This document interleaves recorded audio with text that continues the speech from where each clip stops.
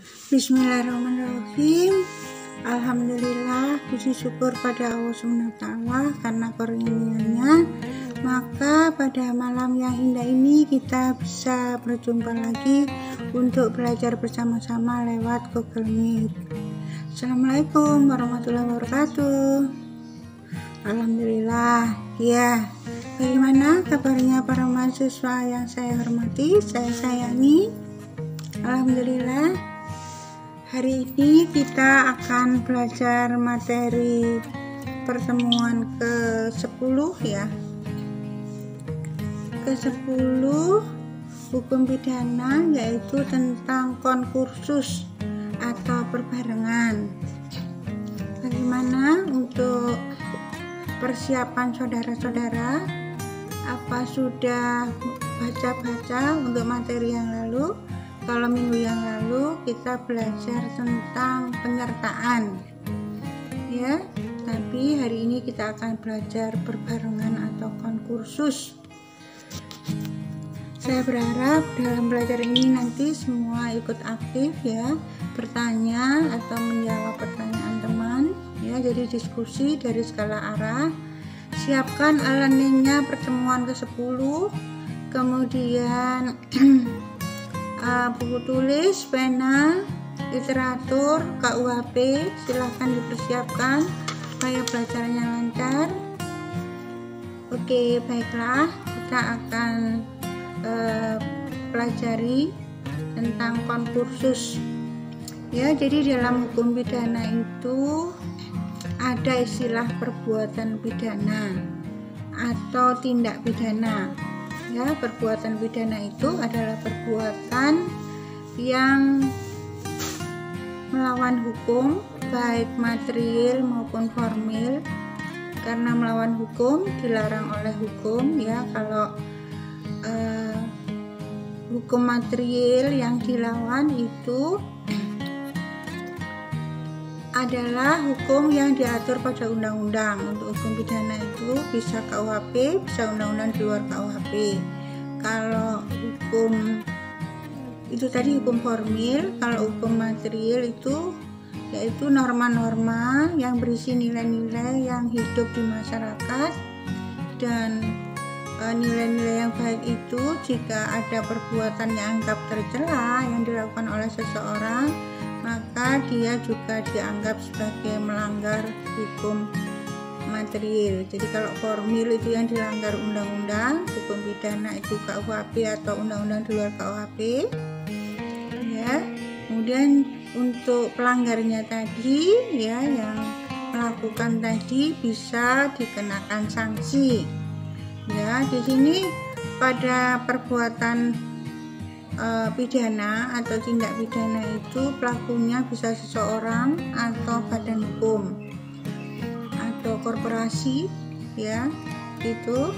Kemudian kalau pada perbuatan hukum itu dilakukan oleh satu orang, maka di sini pada konkursus ini adalah tindak pidana yang berbentuk khusus. Karena dalam delik ini seseorang melakukan lebih dari satu kali perbuatan pidana dan semuanya belum pernah diadili atau diproses perkaranya secara hukum. Jadi konkursus atau perbarengan ya dalam hukum pidana itu adalah tindak pidana yang berbentuk khusus. Kenapa khusus? Karena dalam perbuatan pidana ini atau dalam delik ini seseorang melakukan lebih dari satu kali perbuatan pidana. Jadi kalau misalnya dia Januari mencuri, kemudian bulan belum diadili ya, belum diproses, kemudian pada bulan Mei dia mencuri lagi ya, sehingga di sini statementnya pada slide 2 itu dikatakan bahwa dan semuanya belum pernah diadili atau diproses perkaranya secara hukum ya. Ini yang disebut dengan perbarengan. Jadi ya, tindak pidana yang dilakukan oleh seseorang ya, di mana seseorang ini melakukan lebih dari satu kali perbuatan pidana. Kemudian pada slide 3, perbarengan atau konkursus ini ya. Ada juga yang menyebut gabungan ya. Sangat merugikan kepentingan umum. Delik ini diatur dalam pasal 63 sampai dengan 71 KUHP. Tentu saja merugikan kepentingan umum. Kenapa? Karena dia sering melakukan perbuatan pidana. Jadi dia karena belum diadili, sudah misalnya belum diproses gitu, dia melakukan perbuatan lagi. Jadi dia tidak takut ya untuk akan menerima sanksi jika melakukan perbuatan pidana sehingga diulang lagi. Ya, jadi diatur pada pasal 63 sampai dengan 71 KUHP. Ya, di sini coba disiapkan pasal undang-undangnya KUHP, yaitu tentang perbarengan atau konkursus ya.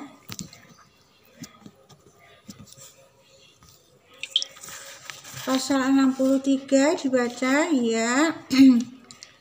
Jika suatu perbuatan masuk dalam lebih dari satu aturan pidana, maka yang dikenakan hanya salah satu di antara aturan-aturan itu. Jika berbeda-beda, yang dikenakan yang memuat ancaman pidana pokok yang paling berat.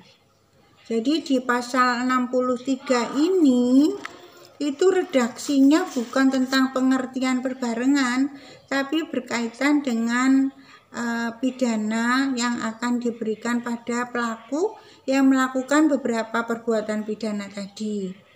Ya. Di sini pada slide saudara, slide 3, ada 3 bentuk konkursus, yaitu konkursus idealis pasal 63 KUHP, konkursus realis pasal 65 KUHP, dan perbuatan berlanjut pasal 64 KUHP. Pasal 63 KUHP ini adalah konkursus atau perbarengan atau gabungan beberapa tindak pidana. Ya. Di sini redaksinya jika suatu perbuatan masuk dalam lebih dari satu aturan pidana. Ya, jadi dia melakukan beberapa kali perbuatan pidana belum diadili, kemudian melanggar beberapa aturan. Ya, misalnya korupsi ya. Yang pertama itu dia melakukan pencurian ya. Kemudian yang kedua misalnya pencurian tapi uang negara, korupsi ya. Maka di sini aturannya pidana yang digunakan adalah ancaman pidana pokok yang paling berat ya. Kalau ada 2 hukum, misalnya ada hukum pidana umum dan hukum pidana khusus, yang digunakan adalah hukum pidana khusus. Kalau sama-sama KUHP-nya misalnya, kemudian dicari yang paling berat hukumannya, misalnya pencurian dengan penggelapan misalnya ya, maka dari 2 hal tadi yang diambil paling berat pidananya mana, itu maka yang diterapkan adalah pidana yang paling berat ya. Itu tadi pasal 63 ayat 1 itu disebut dengan konkursus idealis, konkursus gabungan ya, yang diatur pada beberapa peraturan perundangan.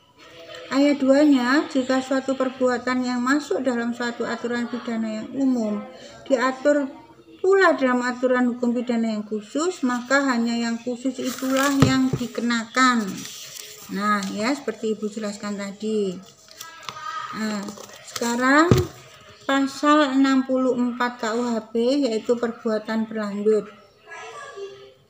Pasal 64 ayat 1 KUHP, jika antara beberapa perbuatan meskipun masing-masing merupakan kejahatan atau pelanggaran, ada hubungannya sedemikian rupa sehingga harus dipandang sebagai satu perbuatan berlanjut, maka hanya dikenakan satu aturan pidana.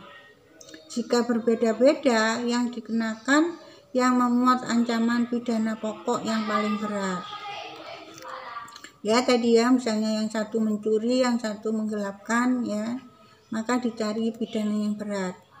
Begitu juga hanya dikenakan satu aturan pidana jika orang menyatakan salah melakukan pemalsuan atau perusakan mata uang dan menggunakan barang yang dipalsu atau yang dirusak itu.